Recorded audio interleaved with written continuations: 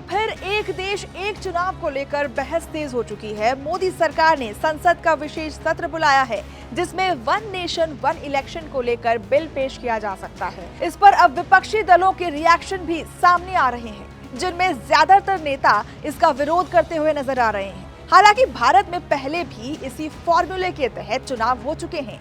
आजादी के बाद होने वाले कुछ चुनावों में वन नेशन वन इलेक्शन वाली व्यवस्था से ही चुनाव कराए गए थे। मौजूदा बहस की बात करें तो मोदी सरकार पिछले कई दिनों से इस मुद्दे को लेकर फ्रंट फुट पर है। खुद प्रधानमंत्री नरेंद्र मोदी इसकी वकालत करते हुए नजर आए, जिसमें लोकसभा चुनावों के साथ ही तमाम राज्यों के विधानसभा चुनाव भी कराने की व्यवस्था होगी, जिसके बाद अब सरकार संसद के विशेष सत्र में इसे लेकर बिल पेश कर सकती है। सरकार का तर्क है कि इससे करोड़ों रुपए और वक्त बच जाएगा। भले ही वन नेशन वन इलेक्शन को लेकर अब बहस शुरू हो गई हो और इसके फायदे और नुकसान गिनाए जा रहे हों, लेकिन इस व्यवस्था के तहत 4 बार पहले चुनाव हो चुके हैं।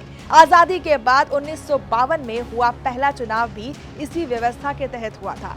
इसके बाद 1957, 1962 और 1967 में भी लोकसभा और विधानसभा चुनाव हो चुके हैं एक साथ। हालांकि इसके बाद इस व्यवस्था पर ब्रेक लगा दिया गया था। कई राज्यों में सरकारें गिरने लगी और विधानसभा को भंग करना पड़ा, जिसके चलते एक साथ चुनाव कराने की ये व्यवस्था गड़बड़ा गई और बाद में राज्यों के चुनाव अलग अलग होने लगे। हालांकि इसके बाद लॉ कमीशन की तरफ से 1990 में वन नेशन वन इलेक्शन का समर्थन किया गया था। हालांकि तब इसे लागू करने पर विचार नहीं किया गया। अब हम आपको ये भी बता देते हैं कि दुनिया के किन-किन देशों में ये एक देश एक कानून वाली नीति अपनाई जाती है, यानी यहाँ एक ही बार चुनाव कराए जाते हैं। दरअसल दुनिया के कई देश पहले से ही वन नेशन वन इलेक्शन के फॉर्मूले पर चल रही है।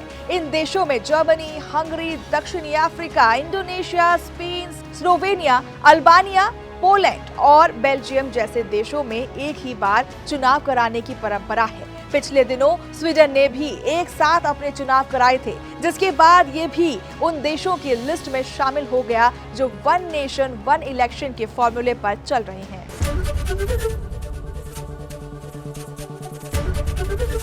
एबीपी गंगा, खबर आपकी, जुबान आपकी।